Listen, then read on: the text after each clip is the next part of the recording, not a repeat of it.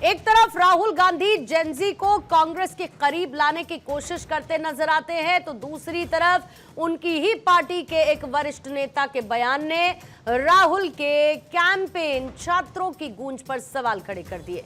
सवाल यह है कि क्या राहुल गांधी युवाओं से कनेक्ट करने में नाकाम रहे हैं?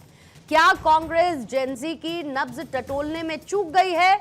और क्या छात्रों के मुद्दे पर राहुल गांधी की कोशिशें वो असर नहीं छोड़ पा रही जिसकी उम्मीद कांग्रेस कर रही है?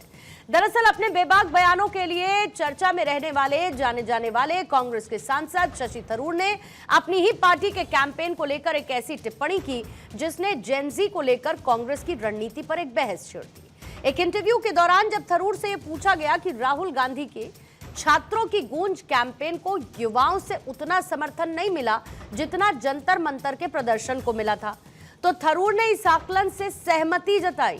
उन्होंने माना कि कांग्रेस को इस पर विचार करना होगा कि कहीं वो छात्रों की आवाज सुनने और युवाओं की भावनाओं को समझने में पीछे तो नहीं रह गई। यानी सवाल सिर्फ कैंपेन की पहुंच का नहीं है, सवाल कांग्रेस की रणनीति और जेनजी के साथ उनके कनेक्शन का भी है।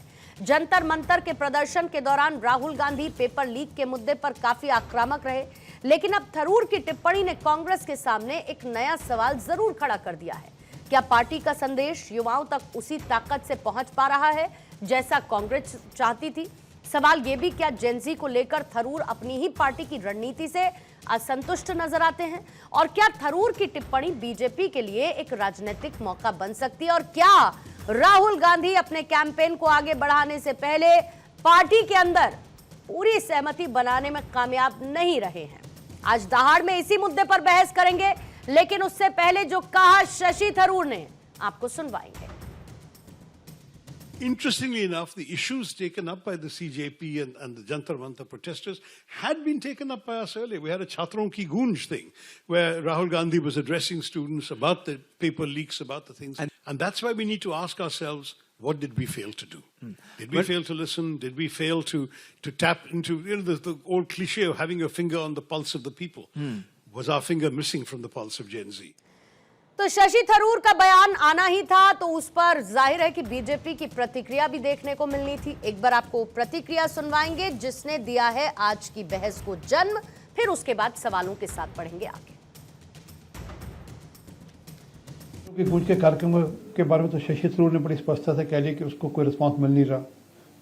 इसलिए नहीं मिल रहा क्योंकि लोग देख सकते हैं कि वह कितने सीरियस हैं। हर बार कोई ना कोई इशू जब भी कोई होता है उसको वह पिगी राइड करने की कोशिश करते हैं। अब भी यही हुआ, जब छात्रों ने मुद्दा जंतर मंतर उठाया तो ये 21 दिन विदेश चले गए, आए तो उस इशू को हटाने के लिए प्रधानमंत्री निवास के ऊपर धरना दे दिया।